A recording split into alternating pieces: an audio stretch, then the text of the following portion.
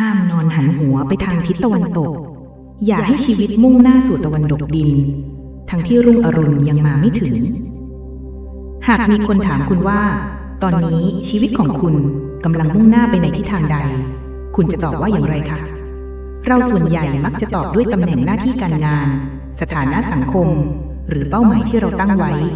แต่ถ้าหากเราลองถามคำถามนี้ในเชิงเปรียบเลยล่ะคะว่าจิตวิญญาณของคุณกำลังมุ่งหน้าไปทางทิศตะวันออกอันเป็นทิศแห่งรุ่งอรุณและความหวังหรือกำลังมุ่งหน้าไปทางทิศตะวันตกอันเป็นทิศแห่งการสิ้นสุดและการลาจากห้ามนอนหันหัวไปทางทิศตะวันตกเป็นคำสอนของคนโบราณที่เราได้ยินกันมาตั้งแต่เด็กหลายคนเชื่อว่าเป็นเรื่องของพูดผีและความตายเพราะเป็นทิศที่คนโบราณจะหันหัวของผู้วายชนไปแต่เคยลองมองให้ลึกลงไปไหมคะว่ากุศโลบายนี้อาจมิได้กำลังพูดถึงการนอนหลับทางกายภาพเพียงอย่างเดียวแต่อาจกำลังพูดถึงทิศทางการใช้ชีวิตของจิตใจเราอยู่ก็เป็นได้วันนี้โบราณว่าไว้จะพาทุกท่านไปรู้จักกับทิวาสถาปนิกวัยกลางคนที่เคยรุ่งโรจน์แต่กลับยอมจำนนให้ความผิดพลาดในอดีตเพียงครั้งเดียวมากำหนดทิศทางชีวิตของเขานับ10 ปีเขาใช้ชีวิตเหมือนกับคนที่กำลังนอนหันหัวไปทางทิศตะวันตกทุกคืนวันปล่อยให้จิตวิญญาณของตัวเองมุ่งหน้าสู่การร่วงโรยอย่างช้าๆจนกระทั่งการได้พบกับคุณย่าท่านหนึ่งผู้กำลังสร้างบ้านในฝันหลังสุดท้ายของชีวิตได้มอบเข็มทิศเล่มใหม่กับเขาและสอนให้เขาเรียนรู้ที่จะหันหน้ากลับไปหาทิศตะวันออกอีกครั้งชื่อทิวาของเขาซึ่งแปลว่ากลางวันหรือแสงสว่างช่างเป็นสิ่งที่ตรงกันข้ามกับชีวิตของเขาในปัจจุบันอย่างน่าใจหายในวัย40ต้นๆทิวาทำงานเป็นนายช่างตรวจอาคารของสำนักงานเขตชีวิตของเขาคือการเดินถือคลิปบอร์ดไปตามไซต์ก่อสร้างต่างๆเพื่อมองหาข้อผิดพลาดในงานของคนอื่นงานของเขาคือการจับผิดคือการขีดเส้นใต้สีแดงลงในพิมพ์เขียวคือการบอกว่าไม่ได้ไม่ผ่านต้องแก้ไขซึ่งมันก็คือภาพสะท้อนของชีวิตภายในของเขาเองแต่หากย้อนกลับไปเมื่อ10 กว่าปีก่อนทิวาเคยเป็นสถาปนิกหนุ่มที่เจิดจรัสที่สุดคนหนึ่งในวงการเขาคือเจ้าของรางวัลออกแบบมากมายมีหลายเส้นที่กล้าหาญและแตกต่างจนกระทั่งเขาได้รับโอกาสเป็นหัวหน้าโครงการออกแบบรีสอร์ทเชิงอนุรักษ์ขนาดใหญ่แห่งหนึ่งมันคือโปรเจกต์ในฝันแต่แล้วฝันนั้นก็กลายเป็นฝันร้ายวิกฤตเศรษฐกิจทำให้โครงการต้องหยุดชะงักกลางคันและด้วยการเมืองภายในบริษัททิวาถูกทำให้เป็นแพะรับบาปของความล้มเหลวทั้งหมดความผิดหวังครั้งนั้นได้พังทลายความเชื่อมั่นในตัวเองของเขาลงอย่างย่อยยับเขาลาออกจากบริษัททิ้งอุดมการณ์และหันหลังให้กับโลกแห่งการสร้างสรรค์อย่างสิ้นเชิงเขาเลือกที่จะตายจากตัวตนเดิมและไปรับตำแหน่งข้าราชการที่มั่นคงแต่ไร้ซึ่งจิตวิญญาณตั้งแต่วันนั้นเป็นต้นมาทิวาก็ใช้ชีวิตเหมือนกับคนที่กำลังนอนหันหัวไปทางทิศตะวันตกทุกการกระทำของเขาทุกความคิดของเขาล้วนแต่มุ่งไปสู่การย้อนรำลึกถึงความผิดพลาดในอดีตเขากลายเป็นคนมองโลกในแง่ร้ายเย็นชาและไม่เคยเอ่ยปากชมใครเพราะการมองเห็นข้อดีของคนอื่นจึงยิ่งตอกย้ำถึงความล้มเหลวของตนเองในลิ้นชักโต๊ะทำงานที่ถูกล็อกไว้มีสมุดสเก็ตช์เล่มหนึ่งซ่อนอยู่ในนั้นเต็มไปด้วยไอเดียร่างโครงการหมู่บ้านยั่งยืนที่ใช้พลังงานหมุนเวียนและสร้างจากวัสดุรีไซเคิลมันคือความคิดที่ล้ำหน้าและประกายคือทิศตะวันออกเพียงหนึ่งเดียวที่ยังหลงเหลืออยู่ในชีวิตของเขาแต่ทุกครั้งที่เปิดมันขึ้นมาเสียงในหัวของเขาก็จะดังขึ้นว่าอย่าฝันไปหน่อยเลยแกมันขี้แพ้จำไม่ได้หรอว่าเคยล้มเหลวมายังไงแล้วเขาก็จะรีบปิดมันแล้วหันหน้ากลับไปจมอยู่กับทิศตะวันตกแห่งความหลังของเขาดังเดิมชีวิตของทิวาคือชีวิตที่รอคอยการลับขอบฟ้าของดวงอาทิตย์โดยไม่เคยคิดจะหันกลับไปมองว่าในอีกฟากฝั่งของขอบฟ้ารุ่งอรุณกำลังรอคอยที่จะเริ่มต้นใหม่อยู่เสมอบ่ายวันหนึ่งทิวาได้รับมอบหมายให้ไปตรวจความคืบหน้าการก่อสร้างบ้านพักอาศัยหลังหนึ่งที่ยื่นขออนุญาตแบบพิสดารเข้ามาเจ้าของบ้านเป็นหญิงชราที่ชื่อมณีแบบบ้านที่ยื่นมานั้นดูแปลกประหลาด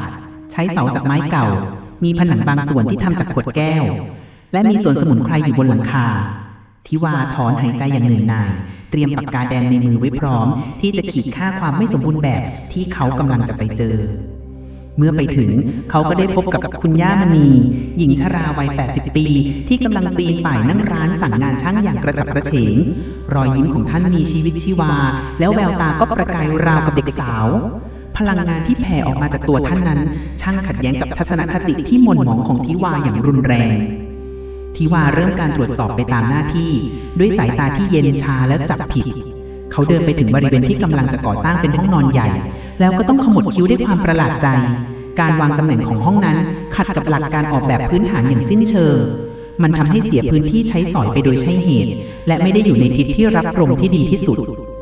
คุณย่าครับทำไมถึงออกแบบห้องนอนไว้ตรงนี้ล่ะครับถ้าขยับไปทางโน้นอีกหน่อยจะได้ทั้งวิวแล้วก็ลมที่ดีกว่ามากเลยนะครับทิวาทักท้วงตามหน้าที่คุณย่ามณีหันมาหัวเราะเสียงดังโอ้ยพ่อหนุ่มเรื่องวิวกับลมน่ะมันเรื่องรองเรื่องสำคัญที่สุดของห้องนอนย่าคือมันต้องเป็นมุมที่ย่าจะตั้งเตียงแล้วหันหัวไปทางทิศตะวันออกได้พอดีต่างหากละพ่อหนุ่มทิวาแทบจะหลุดหัวเราะออกมาคุณย่าครับแต่การหันหัวเตียงมันไม่ได้มีความสำคัญอะไรกับความแข็งแรงของโครงสร้างอาคารเลยนะครับคุณย่ามณีเดินเข้ามาตบที่บ่าของเขาเบาๆอาจจะไม่สำคัญกับโครงสร้างบ้านแต่สำคัญที่สุดกับโครงสร้างชีวิตของคนที่อยู่ในบ้านเลยนะพ่อหนุ่มท่านพูดพลางหลีตามองทิวาอย่างมีความหมายคนโบราณท่านถือเป็นข้อห้ามเด็ดขาดเลยนะว่าห้ามนอนหันหัวไปทางทิศตะวันตกเพราะนั่นน่ะมันทิศของคนตายคำพูดของคุณย่ามณีแม้จะดูเป็นเรื่องงมงายแต่คำว่าทิศของคนตายกลับสะกิดแผลเก่าในใจของทิวาขึ้นมาอย่างประหลาดเพราะเขารู้ดีว่าเขากำลังใช้ชีวิตเหมือนคนตายมานานแค่ไหนแล้วพ่อหนุ่มคงคิดว่าย่าเป็นคนแก่หัวโบราณแล้วสิคุณย่ามณีพูดต่อพลางชวนทิวาไปนั่งพักที่แคร่ไม้ใต้ร่มไม้แต่คำสอนของคนเฒ่าคนแก่น่ะถ้าเราฟังแต่เปลือกมันก็คืองมงายแต่ถ้าเรากระเทาะเปลือกเข้าไปดูถึงแก่นข้างใน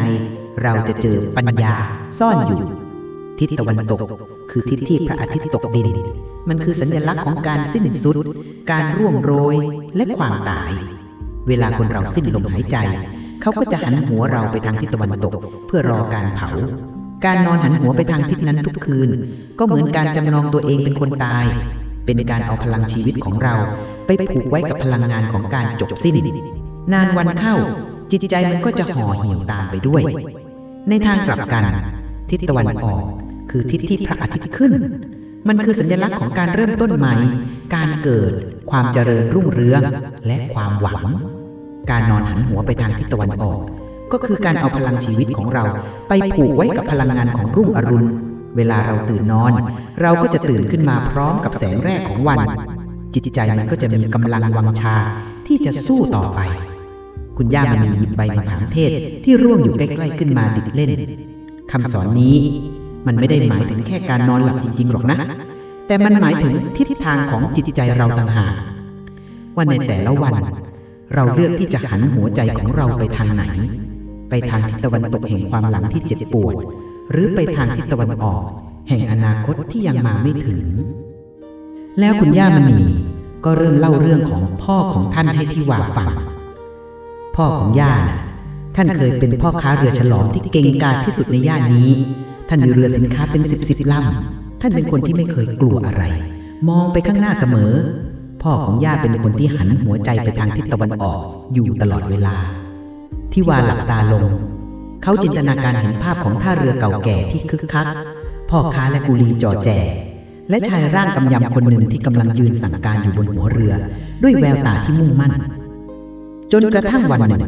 คุณย่ามณีเล่าต่อด้วยน้ำเสียงที่เศร้าลงเกิดพายุใหญ่พัดเอาเรือลำที่ใหญ่และมีค่าที่สุดของพ่อจมหายไปในทะเลพร้อมกับสินค้าทั้งหมดพ่อย่าสิ้นเนื้อสิ้นประดาในชั่วข้ามคืนและนับจากวันนั้นมา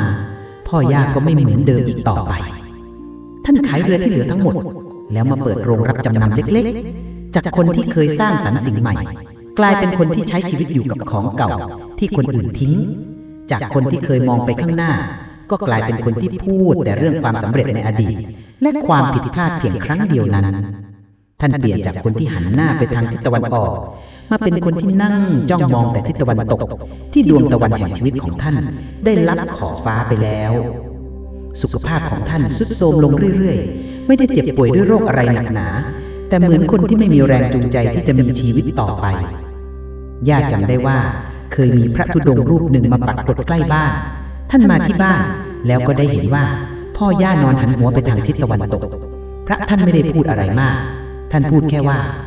โยมคนนี้ไม่ใช่แค่กายนอนหันไปทางทิศคนตายแต่ใจของเขาได้ตายจากทิศแห่งการเกิดไปแล้วไม่นานหลังจากนั้นพ่อย่าก็จากไปอย่างสงบเหมือนคนที่พร้อมจะเดินทางไปสู่ทิศตะวันตกนั้นมานานแล้วเรื่องราวของคุณย่ามณีมันเหมือนค้อนปอนที่ทุบลงมาบนกำแพงที่ทิวาสร้างขึ้นมาปิดขังตัวเองเขาคือพ่อค้าเรือฉลองคนนั้นและอาชีพนายช่างตรวจอาคารของเขามันก็ไม่ต่างอะไรจากโรงรับจำนำที่ทำให้เขาต้องใช้ชีวิตอยู่กับอดีตและความผิดพลาดของคนอื่นเขากำลังปล่อยให้ตัวเองร่วงโรยไปเหมือนกับพ่อของคุณย่ามณีไม่มีผิดแล้วผมควรจะทำยังไงครับคุณย่าทิวาถามออกมาเป็นครั้งแรกด้วยน้ำเสียงที่เผยให้เห็นความเปราะบางข้างในผมหันหน้าไปทางทิศตะวันตกมานานเกินไปแล้วคุณย่ามณียิ้มอย่างเอ็นดูมันไม่เคยมีคำว่าสายเกินไปหรอกนะพ่อหนุ่มสำหรับการรอคอยพระอาทิตย์ขึ้นย่ามีเครื่องมือง่ายๆที่จะช่วยให้เราได้ฝึกหันหัวใจของเรากลับไปหาทิศตะวันออกอีกครั้งย่าเรียกมันว่าการหาทิศตะวันออกของทุกรุ่งเช้า